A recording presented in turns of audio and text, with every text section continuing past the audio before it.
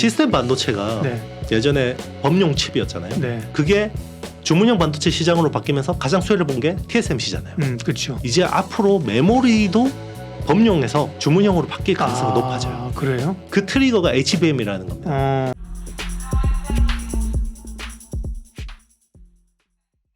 이른시의 경제 토크입니다. 세상이 AI를 중심으로 큰 변혁의 물결들이 오고 있는데요. 투자자들은 흐름을 잘 잡아야 되죠. 관련해서 이야기합니다. IT의 신 HSL 파트너스 이형수 대표님 오셨습니다. 어서 오십시오. 네, 안녕하십니까? HSL 이게 제가 발음이 잘 안 돼요. 와, 근데 이 챗GPT AI 얘기 많이 하는데 빼놓을 수 없는 기업이 엔비디아잖아요, 그죠? 네네. 야, 이게 이런 혁신들이 나타나는 것 같아요. 어쨌든 또 윈도우가 나타날 때는 마이크로소프트가 있었고, 그렇죠? 네네, 그렇죠. 전기차가 나타날 때는 테슬라가 있고, 그죠? 네. 이런 변화들이 있는 것 같은. 엔비디아가 그 전부터 엔비디아 얘기는 꽤 했는데요. 갑자기 AI 혁명의 이 주인공이 된 이유는 어디 있는 거예요? 원래 엔비디아는 네. GPU, 그래픽 프로세서 유닛이라는 네. 그 그래픽 카드를 만드는 회사였죠. 맞아요. 원래는 그 전에는 그냥 네네. 뭐 게임에나 네네. 들어가는 GPU, 뭐 그렇죠. 게임이 잘 돼야 뭐 잘 되는 뭐 그 정도로 인식을 했단 말이죠. 네, 맞습니다. 네. 원래 뭐 90년대 네. 그 젠슨 왕이 엔비디아를 창업할 때만 해도 원래는 네. CPU 사업을 그러니까요. 하고 싶었는데 네. 그때 인텔이 너무 막강하니까 네. 그래서 이제 앞으로 컴퓨터 가지고 엔터테이닝 요소가 많아질 거다라고 해서 GPU를 만드는 거예요. 그래서 게임 쪽에서 대박이 터진 건데요. 최근에 뭔가 엔비디아의 주가에서 되게 중요했던 부분은 네. 코인 채굴이었거든요. 암호화폐. 그래요? 그러면서 그렇죠. 이제 그래픽 카드가 많이 필요했던 거죠. 네네, 그렇죠. 그 특수 카드가 맞습니다. 뭐 이게 그 예전에는 비트코인 채굴도 하고 뭐 이더리움 채굴도 하고 그랬는데 코인 시장이 완전히 죽어버렸죠. 그냥 박살 나버렸잖아요. 네, 맞아요. 그러면서 엔비디아 주가가 작년 하반기만 해도 굉장히 지지부진했었는데 이게 대부분 투자자들이 그렇게 봤는데요.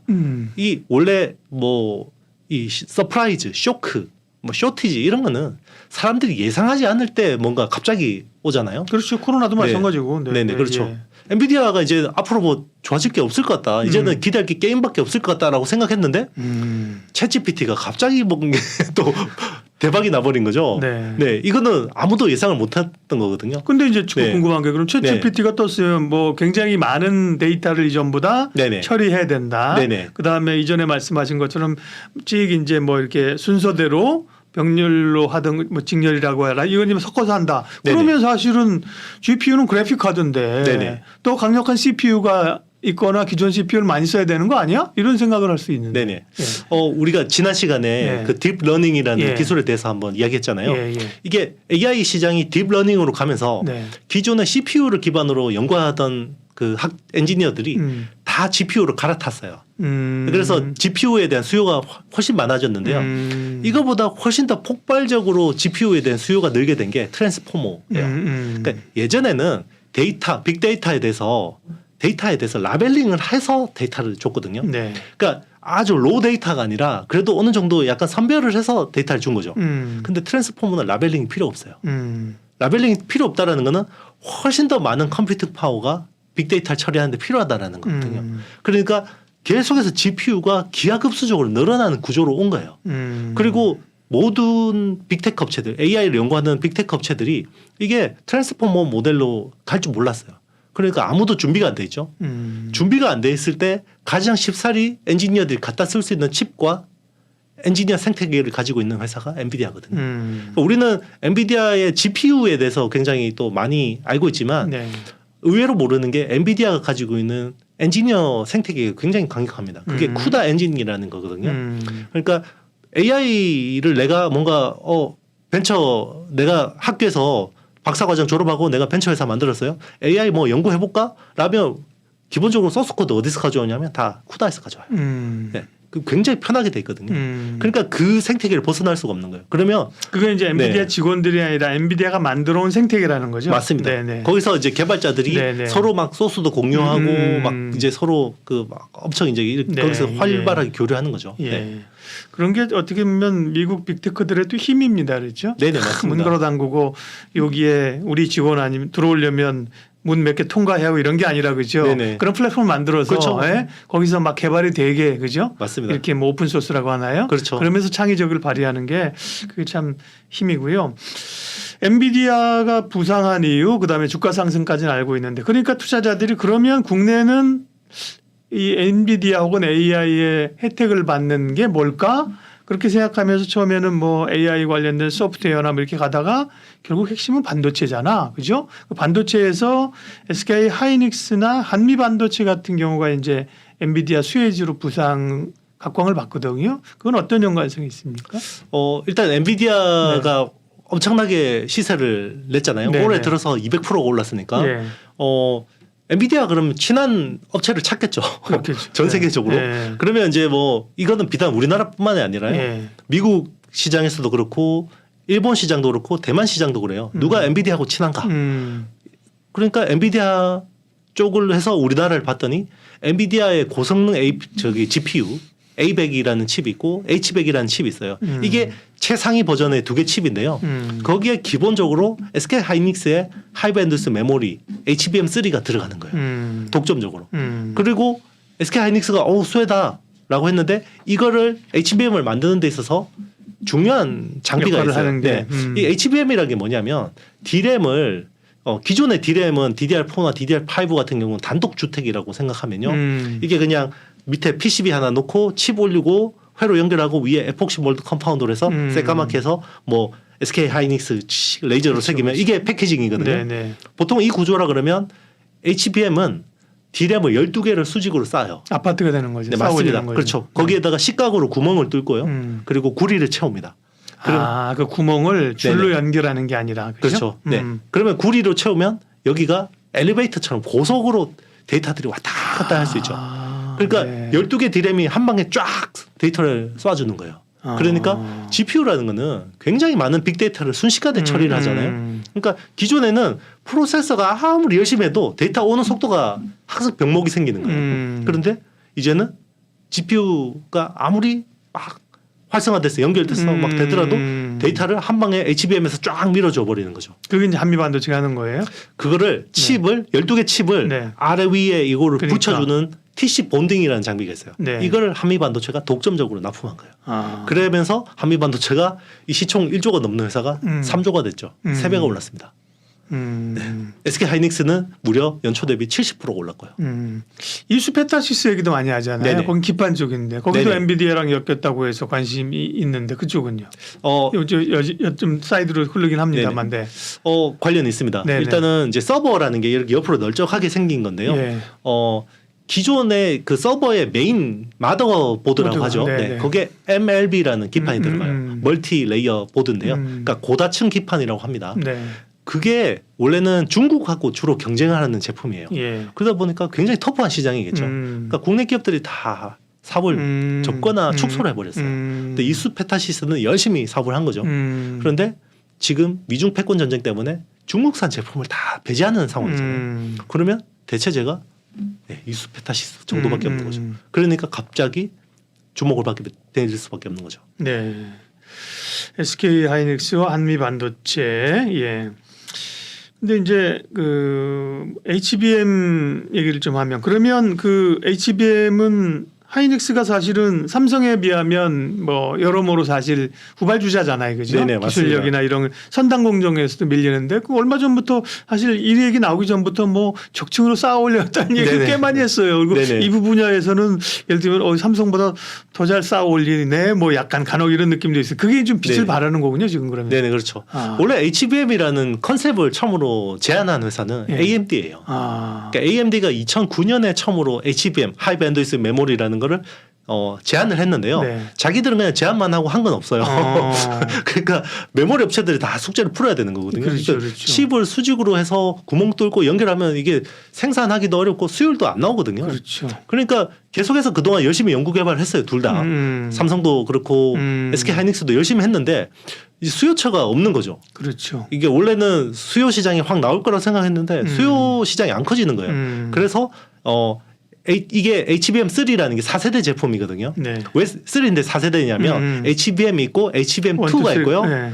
2E가 있습니다. 그러니까 네. E는 extended거든요. 네. 요게 세 번째 모델이고 3가 네 번째 모델이에요. 네. 그래서 삼성은 2E까지 열심히 하다가 이게 아닌가 보다라고 해서 팀을 접어버렸어요.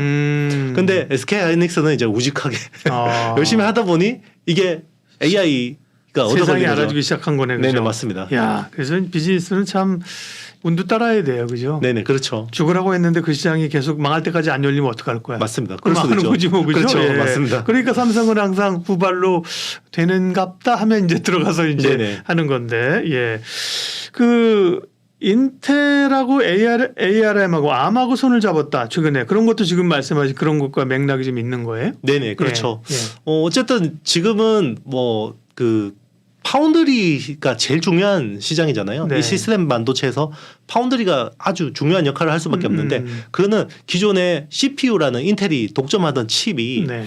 이게 프로세서잖아요. 근데 이게 점점 더 주문형 반도체로 바뀌고 있죠. 그러니까 그렇죠. 뭐 애플 같은 업체, 테슬라 뭐 이런 글로벌 빅테크 업체들이 다 자체 설계 칩을 쓰는 거죠.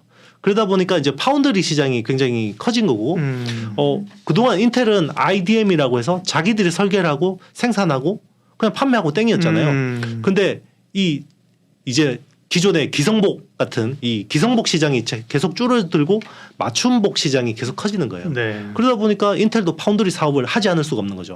그리고 이제 이번에 엔지니어 출신의 팻 겔싱어가 이제 CEO로 취임하면서 가장 공들이는 부분이 인텔도 파운드리 사업을 하겠다. 라는 거거든요. 근데 인텔이 파운드리 사업을 하는데 굉장히 좀 어떻게 보면 문제가 있어요. 물론 뭐 인텔이 조직 문화도 제대로 안 돼 있고 뭐 서비스 마인드도 없고 이런 게 문제일 수도 있는데요. 기본적으로 인텔의 컴퓨팅 방식 자체가 x86이라는 계열을 기반으로 다 됩니다. 가끔 이제 우리 네. 컴퓨터 보다 보면 이렇게 x86이라는 게 꽤 그렇죠. 나오던데 그죠? 디렉토리에. 맞습니다. 예전에 286, 386, 486이라는 게 그 86, x86의 그 코드를 따와서 이야기한 거예요. 그래서 나중에 이게 486 다음에 586이잖아요. 네. 586으로 가려고 했는데 AMD가 이거 그냥 코드 번호를 따서 이렇게 하는 거는 문제가 있다. X라는 게 앞자리군요. 그러니까 네네. 286, 386, 486. 그렇죠. 그렇게 하니까 이거 문제 있다라고 이제 제기를 하니까 그래서 이제 규제 당국에서 하지 마. 그래서 펜티엄이 됐죠. 하여튼 이건 좀 해프닝인데 어쨌든 인텔도 네네. 자기들이 그 파운드리의 사업의 중요성을 깨닫고 결국은 그런 시스템 반도체를 제일 잘하는 데가 ARM이니까 네네. ARM과 그것도 있는데요. 네. 제가 마저 좀 설명을 드리면 인텔은 x86 계열의 그 아키텍처를 써요. 네. 그러니까 x86은 기본적으로 컴퓨팅 파워 쪽에 좀 집중이 돼 있고 대신에 유선이잖아요. 컴퓨터. 그렇죠. 네. 그래서 저전력이 좀 약해요. 그런데 이 x86에 대항해서 나온 게 그 암코어 계열의 리스크라는 컴퓨팅 방식이거든요. 그 인텔은 시스크라는 방식이고 네. 리스크라는 방식은 저전력 쪽에 좀 초점을 맞춘 거예요. 모바일이나 이런 거. 네 맞습니다. 그래서 ARM이 기본적으로 아키텍처를 제공해주면 이 코어를 받아서 다 칩을 설계하는 거거든요.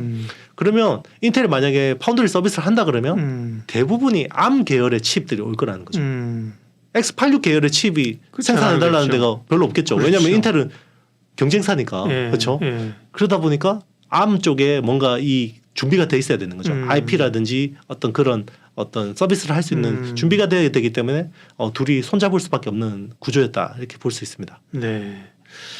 와, 그 시스템 반도체, 파운드리 점점 중요해지고요. 메모리 쪽은 그러면 이제 큰 이슈가 없습니까? 메모리는 계속해서 어떻게 보면 지금은 이제 이런 혁신 때문에 말씀하신 것처럼 이런 디자인아웃 시스템 반도체 그다음에 이런 쪽이 관심을 받고 있는데 메모리 쪽의 핵심 이슈는 그럼 뭐예요? 우리가 시스템 반도체가 예전에 범용 칩이었잖아요. 그 인텔하고 엔비디아의 범용 칩을 다 썼잖아요. 그렇죠. 어떤 보드든 다 딱딱 인텔 꽂아서 인사이드. 그렇죠. 그렇죠. 그게 주문형 반도체 시장으로 바뀌면서 가장 수혜를 본 게 TSMC잖아요. 그렇죠. 최근 몇 년 동안 이제 앞으로 메모리도 범용에서 주문형으로 바뀔 가능성이 높아져요. 그래요? 그 트리거가 HBM이라는 겁니다. 그러니까 HBM이라는 게 스페셜티 제품이에요. 그러니까 왜 메모리가 수요 공급에 의해서 이렇게 가격 변동이 크냐면 얘는 범용이고 재고가 깔려 있다는 거죠. 그렇죠. 근데 시스템 반도체는 재고가 상대적으로 적죠. 주문을 받아야 생산을 하니까. 그러면 앞으로 메모리 쪽에서 특히나 하이엔드 쪽에서 주문형 메모리 시장이 커진다라는 거는 굉장히 이 메모리 산업의 멀티플을 한번 끌어올려 줄 수 있는 요인이 될 수도 있는 거죠. 그렇겠네요. 네. 그래서 네. 당분간 투자하는 입장에서는 HBM 쪽의 어떤 그 동향을 굉장히 주목해서 봐야 된다고 생각합니다. 네. 이 반도체 업계도 정말 요즘 뭐 변화가 엄청 빠르네요, 그죠? 네네. 그동안에 그렇죠. 뭐 삼성만 하더라도 이제 주로 메모리에서 강자인데 이제 파운드리 쪽을 해야 되겠다. SK 하이닉스도 파운드리 한다. 뭐 이 정도였는데 뭐 그런 생각이나 행동보다 훨씬 큰 변화가 이 시장에서 이미 지금 나타나고 있어가지고 그죠? 그렇죠. 그러니까 앞으로 이제 그 AI 칩도 지금은 당장 급하니까 엔비디아 GPU를 쓸 거 아니에요. 예. 그런데 이것도 점점 더 NPU라고 해서 뉴럴 프로세스 유닛이라고 자사 서비스에 특화된 칩들을 점점 더 많이 설계할 거예요. 그러면 자기들이 설계한 프로세서에 맞는 메모리가 필요하거든요. 특화된 메모리가 필요합니다. 그런데 TSMC는 메모리 라인이 없거든요.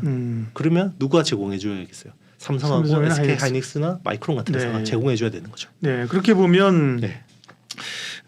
메모리 시장도 그런 고부가 가치 상품의 필요 니즈에 따라서 생산하게 되게 되면 전체 뭐 시장이 휘둘러 다니는 게 아니라 그죠? 네, 시장을 좀 주도할 수 있는 그런 변화도 있어 보이네요, 그죠? 네네, 맞습니다. 굉장히 큰 변화들이 많이 있습니다. 그 엔비디아는 왜 이렇게 지금 부각을 받고 있는가? 또 SK 하이닉스하고 한미반도체 얘기 봤는데요. 아까 그럼 엔비디아 관련해서 SK 하이닉스, HBM, 그다음에 HBM의 그 주요 장비를 하는 한미반도체 그 회사들 말고는 그 HBM을 만드는 공정에서 이렇게 또 두드러진 회사는 별로 없습니까? 사실 직접적인 관계가 있는 회사들은 그 정도로 봐야 되는 거고요. 이제 시장이 계속해서 뭔가 수급이 쏠리다 보면 이게 확산이 되잖아요. 걸 찾죠. 그렇죠. 그러면 이제 직접적인 수혜가 없더라도 간접적인 수혜가 있어도 약간 이제 관련 수혜주로 엮어주는 거죠. 그러면서 최근에 주목되는 게 이제 리플로우 장비라고 해서 여기 이제 그 아래층 위층 간에 요 그 딱 접점을 만들어주는 그 마이크로 범프를 연결해주는 그게 있는데요. 그게 리플로우 장비입니다. 그래서 최근에 시세가 나는 게 프로텍하고 STI라는 회사가 이제 그런 쪽으로 수혜를 보고요. 그리고 이제 3D로 이제 검사를 할 수 있는 인텍 플러스라는 회사가 이제 그런 쪽으로 또 주목을 받고 있습니다. 그렇군요. 처음에는 이제 굵직한 것만 봤다가 그죠? 네네. 나중에 그건 됐고 또 없나? 뭐 이렇게 생각하면서 디테일하게 좀 그 부품이나 장비들이 좀 그게 주로 이제 다 그럼 후공정 단인 거죠 지금 말씀하시는 네네 맞습니다. 거는요? 그래서 최근에 보면 후공정 중에서 어드밴스드 패키징 쪽에 연관성 있는 회사들이 주가가 많이 올랐고요. 뭐 그 중에 하나가 이제 미세 드릴이나 레이저 장비를 하는 이오 테크닉스도 수혜를 받고 그리고 이제 제일 밑에 기판 쪽에 플립칩 BGA라는 특수 기판이 또 쓰입니다. 그러니까 기판 중에서 제일 고부가 쪽이라고 보면 되는데요. 플립칩 BGA를 하는 회사가 국내에서는 삼성전기하고 대덕전자 이런 회사들이 있거든요. 그래서 최근에 대덕전자가 이쪽으로 좀 많이 주목을 받았죠. 네. AI 혁명이 몰고 온 엔비디아의 부상 또 국내 관련 기업들의 동향까지 점검을 해봤습니다. HSL 파트너스 이영수 대표님 함께했습니다. 고맙습니다. 네, 감사합니다.